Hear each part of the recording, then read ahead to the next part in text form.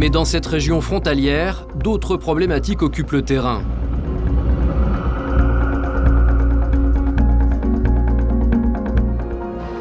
Direction la Belgique. Nous sommes à Tournai, paisible bourgade à une demi-heure de Lille. Une ville réputée pour son architecture romane et ses nombreuses églises. Mais ce qui fait son attrait pour de nombreux Français n'est pas vraiment d'ordre touristique. Ici, les maisons closes sont tolérées. Dominique Alderweireld en possède plusieurs.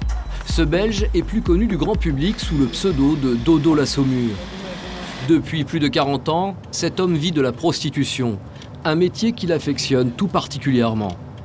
C'est un métier de tradition. C'est-à-dire que ça a toujours existé.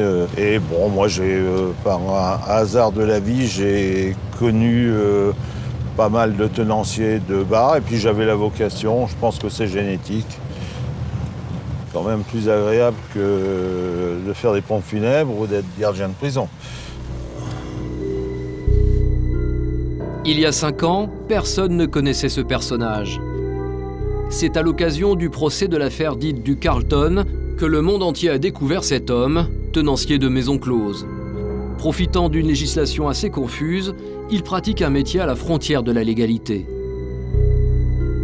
Relaxé dans l'affaire DSK en France, la justice belge l'a condamné pour proxénétisme à une peine de 5 ans de prison avec sursis.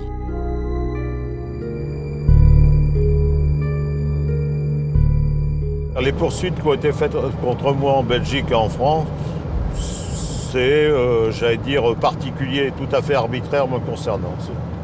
Pour me défendre, quand même, j'avais quelques moyens, puisque j'ai une circulaire de la police que je vous présenterai, comment déclarer une fille dans un établissement. J'ai 2 jurisprudences, dont une de la Cour d'appel de Gand, qui disent que cette activité est tolérée, que les filles sont indépendantes.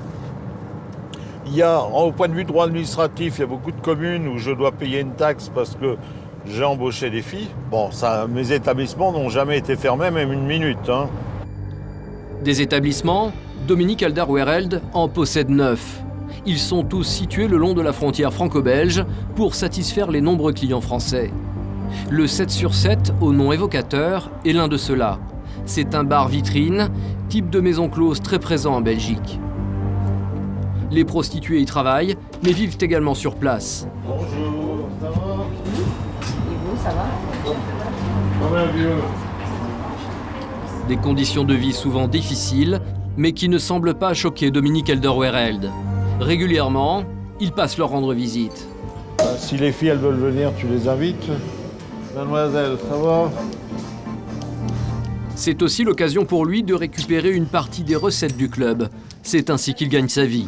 Salut, ça va? Ouais. Tu bois un verre? Oui. Ah voilà. Est-ce que tu as du liquide? Non. J'ai payé toutes les filles avec le cash. Et bref, il me restera peut-être 100 ou 150 euros. Bon, bah, tu vas me les donner parce que j'en ai pas du tout. Et tu auras payé tout le monde? Tout le monde sera pour moi, même moi. L'essentiel du travail dans tous les établissements, bon, c'est notre ami qui le fait. Moi, je suis là pour faire une visite de courtoisie, comme je vous l'ai dit. Hein. La personne qui gère ce club, c'est lui, Natalia, un travesti de 40 ans. Ce bar, c'est son lieu de travail, mais aussi son lieu de vie. Allez, viens. C'est en direct, hein.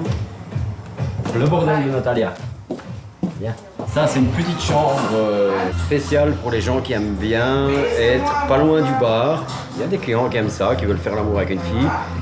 Pas loin où il y a un peu de musique, ils entendent bien la musique, ils entendent les gens parler et tout. 3 douches ici. Le futur sauna. Il y a juste la porte, tout est fait à l'intérieur, il manque encore un petit peu de bricolage.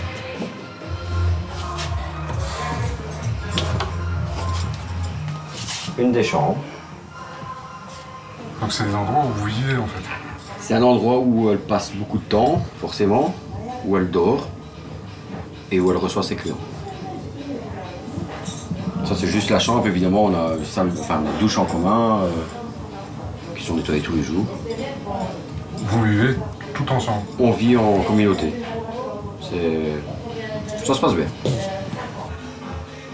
C'est clair qu'il y a des filles qui le font à contre-cœur. Je ne discute pas là-dessus parce qu'elles ont des obligations, elles ont des problèmes, il faut régler, voilà, c'est un moyen de gagner de l'argent, entre guillemets, facile, parce que C'est pas toujours facile, hein. Quand c'est un joli garçon, tu vois bien, c'est bien. Mais il n'y a pas que des jolis garçons sur la terre, hein. Mais après, bon, voilà. Après, c'est à la fille de gérer son truc et... Puis s'il n'est pas joli garçon, de toute façon, elle n'est pas amoureuse, hein. C'est pas une histoire d'amour qui se crée, hein. Voilà, donc il faut mettre une barrière, en fait. Une fois qu'il y a une barrière à la porte, moi c'est comme ça que je dis, il y a une barrière à la porte. Une fois que le client est sorti, ben voilà, on se dit, bah j'ai travaillé, j'ai gagné un peu d'argent, et puis voilà. Quelque part, c'est un jeu. Enfin, pour moi en tout cas. Je veux pas parler pour les autres, parce que bon, il y a des filles qui font ça à contre-cœur, c'est clair. Tout le monde n'est pas open, je fais ça pour... tout va bien, quoi. Moi, perso, tout va bien. Environ 5 femmes vivent et travaillent en permanence dans cette maison. Elles s'y croisent jour et nuit, sans distinction entre leurs heures de travail et leur vie privée. Chaque client qui tombe amoureux de nous, on en aurait des histoires d'amour. Ça c'est vrai. Arrête de bavarder là-bas toi, viens ici. Viens manger alors. Je gagne plus que ce que je l'imaginais. Léna est française. Elle vit de ce métier depuis quelques mois pour pouvoir subvenir aux besoins de sa fille de 5 ans, restée chez sa grand-mère en France. Et elle se souvient très bien de sa première rencontre avec un client. Un événement qui l'a marqué. Je me souviens trop bien. J'étais arrivée dans une maison à dodo qu'on appelle le 36. Et là, je devais rencontrer Béa pour...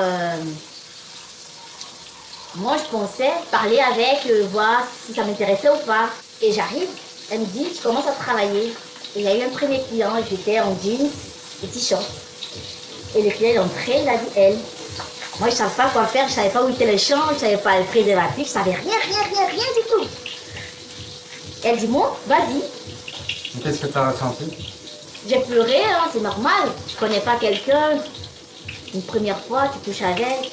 Je me suis rendu compte que j'avais commencé à vendre mon corps. Voilà. Et aujourd'hui, tu en penses quoi? Je vois tout ce que je gagne et tout ça, je suis bien. Parce que je me réveille le matin et je compte sur moi. J'achète à ma fille tout ce qu'elle veut, tout ce que moi, j'ai pas eu quand j'étais enfant. Tout ce que j'ai pas pu avoir, tout ce que j'aurais voulu avoir, mais j'ai pas eu. Et j'offre ça à ma fille. Et je suis fière d'offrir ça à ma fille, même si je vends mon corps pour, je suis fière de ça. Difficile de connaître le salaire exact de Léna, mais elle nous dit gagner régulièrement plus de 5 000 € par mois. Ce salaire plutôt confortable, Dominique Alderweireld le justifie. Selon lui, travailler dans une maison close ne serait pas si difficile. À ses yeux, la prostitution serait un métier comme un autre, même peut-être plus facile qu'un autre. Maintenant, il y a une contrainte économique, mais comme tout boulot, hein. C'est pas vraiment du travail pendant 12 heures. Pendant 12 heures, elles vont travailler 3 heures. Non, pas 3 heures, je dis des bêtises. Admettons qu'elles fassent 3 clients en moyenne. Elles vont travailler 1h30. Le reste du temps, ça papote. Et la meilleure preuve, c'est qu'en général, une fille qui a commencé dans la prostitution, il reste. Même si on lui offre autre chose, elle n'a pas envie de travailler, comme vous dites, 12 heures, mais à la chaîne ou bien chez Auchan.